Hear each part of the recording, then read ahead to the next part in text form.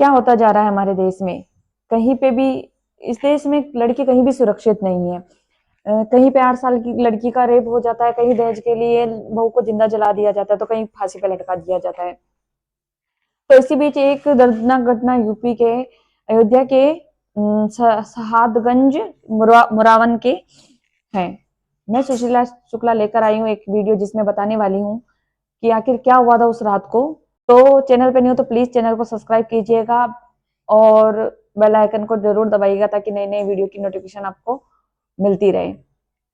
तो लेके चलते हैं आपको आगे। तो अयोध्या में सुहागरात पे ऐसा क्या हुआ कि नए जोड़े की मौत हो गई। तो हर कोई ये जानना चाहता है कि उस रात कमरे में आखिर क्या हुआ कि प्रदीप ने शादी के बाद पहली रात में अपनी पत्नी शिवानी को मारकर खुद भी फांसी पर लटक गया। तो परिवार वालों का कहना है कि 6-7 महीने पहले दोनों रजामंदी से रिश्ता तय किए थे और शादी के पहले प्रदीप और शिवानी दोनों फोन पर बातचीत भी करते थे। तो प्रदीप इतना खुश था कि उसने अपनी ही शादी में दोस्तों के साथ डांस भी किया था। जिस कमरे का दरवाजा अंदर से बंद था, तो पोस्टमार्टम में कहा जा रहा है कि उस रात लड़की के लमसम 12 बजे लड़की के फोन पे एक मैसेज आता है और उसके चलते हालात ऐसे बन गए कि दोनों ने अपनी जान गंवा दी।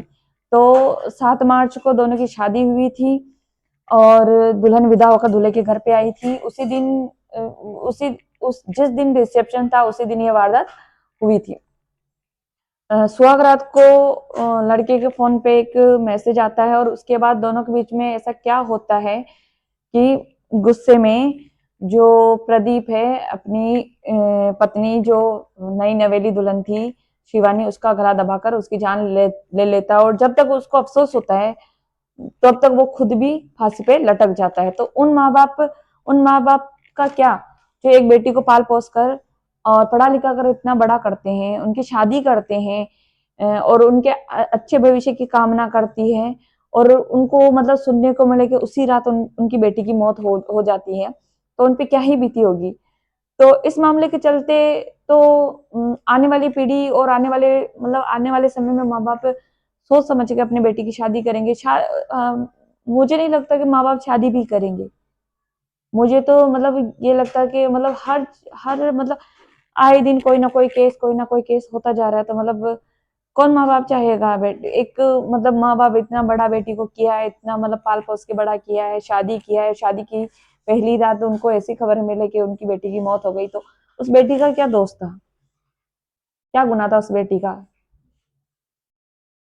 तो होता है ना इस समाज में ऐसा ही होता है कि अगर लड़की अपनी मर्जी से शादी कर ले तो प्रॉब्लम समाज को, और मतलब लड़की अपनी मर्जी से शादी करती है तो आप लोगों को बहुत ज्यादा प्रॉब्लम होती है।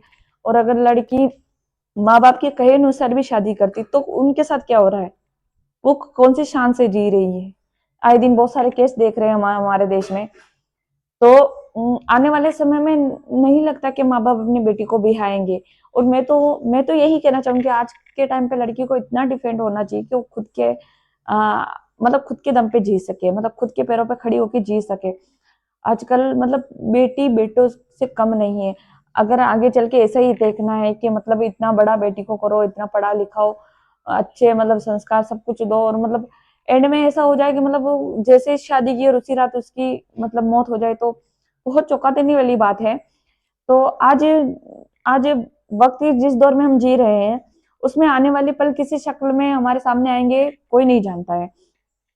हाँ, अगर हम कुछ कर सकते हैं तो सिर्फ इतना है कि आने वाले पल के कदमों के आड़ को हम जरूर पा सकते हैं। और मैं बस सभी बहनों से यही कहना चाहूंगी कि सभी बहनें सतर्क रहें और अपने खुद के दम पे जिए।